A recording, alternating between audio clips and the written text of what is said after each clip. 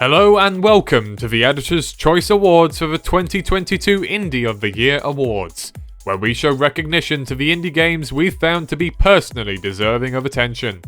Ranging from Best Single Player to Best Multiplayer and several other specific categories, these games have gone above and beyond to create a unique and engaging experience for players this year.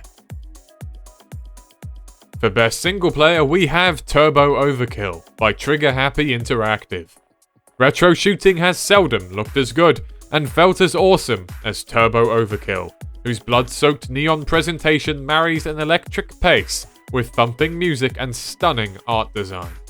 Never mind that the game is the breakout hit of a once modder who created the similarly incredible Total Chaos Total Conversion for Doom 2.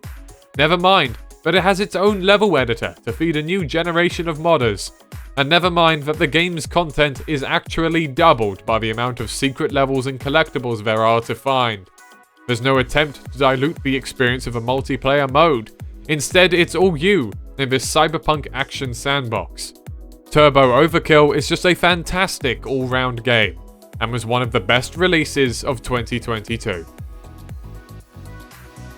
For Best Multiplayer, we have the Matriarch from Trover.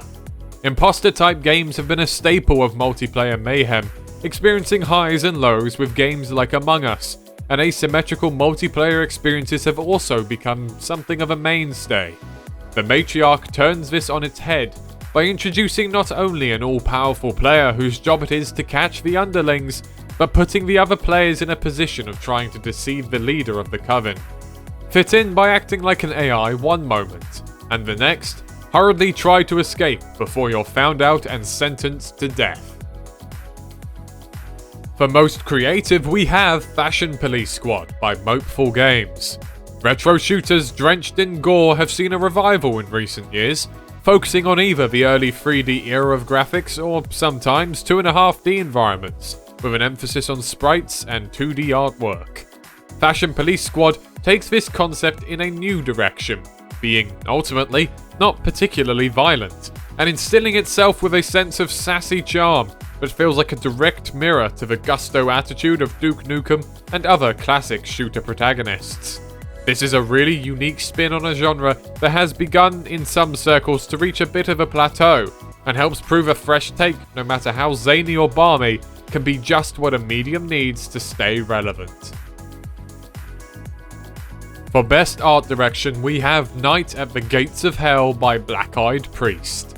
The PS1 low poly style was one that has seen success in indie horror games for leaving a lot of the horror to the best tool developers have, the player's imagination. There's also been a move towards VHS and found footage styles of presentation, channeling the energy of 80s horror flicks. Put together, you get a game like Night at the Gates of Hell, which marries the styles for a presentation that is hard to beat. Genuinely unsettling creatures that are sometimes indecipherable, a constant distortion that limits exactly how well you can see into the darkest corners, and signature survival horror gameplay keep the tension in the player's mind even when no enemies are on the screen. A perfect fit for getting spooky this Christmas.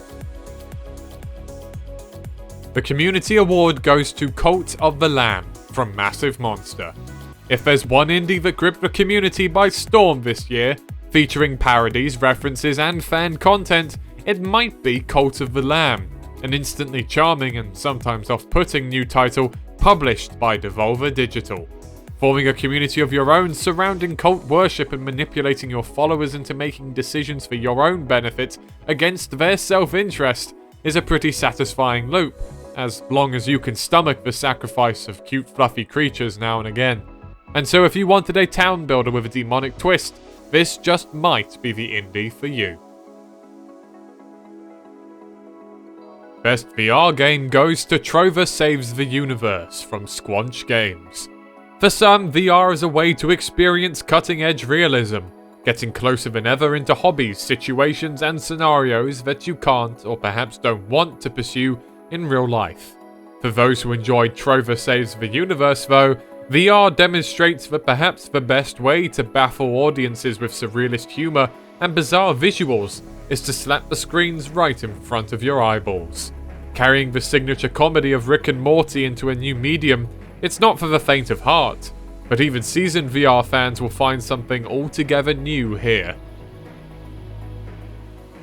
Best co-op goes to Monster Prom 3, Monster Roadtrip from Beautiful Glitch.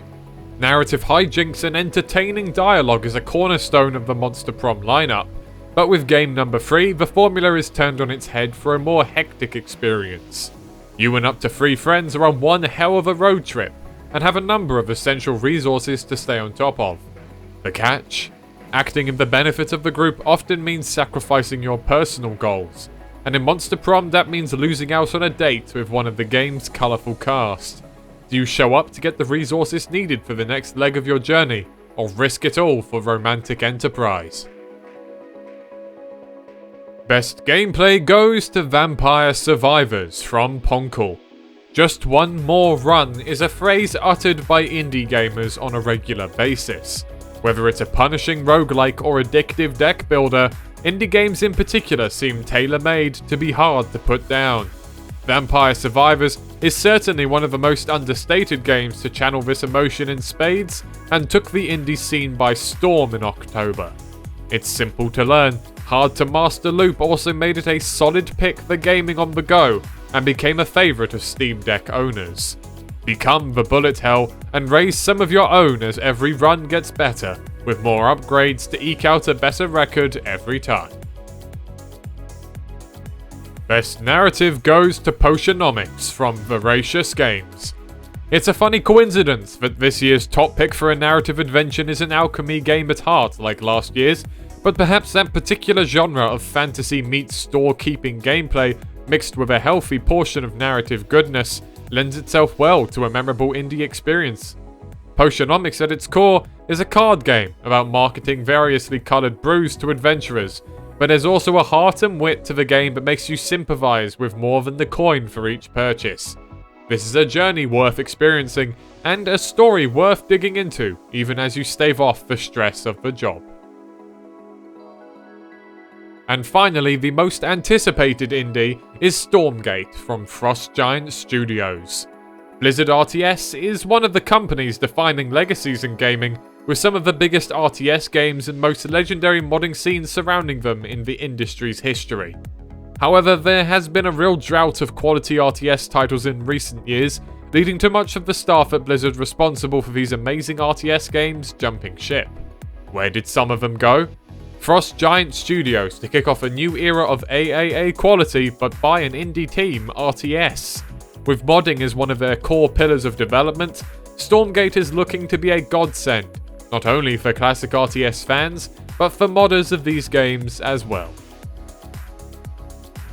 And that's all for this results video. What titles would you have liked to see placed in the awards? Let us know in the comments down below, and enjoy the rest of the Indie of the Year 2022 awards.